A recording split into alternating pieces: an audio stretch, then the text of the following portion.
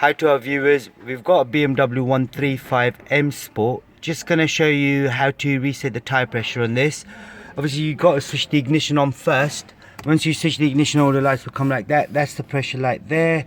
So it says your tyre pressures are low. And on the main screen here, you've got information about your tyres. So what you do, you go down onto a tyre pressure menu, press OK. Then tyre pressure low, inflating tyres. Then you just press perform reset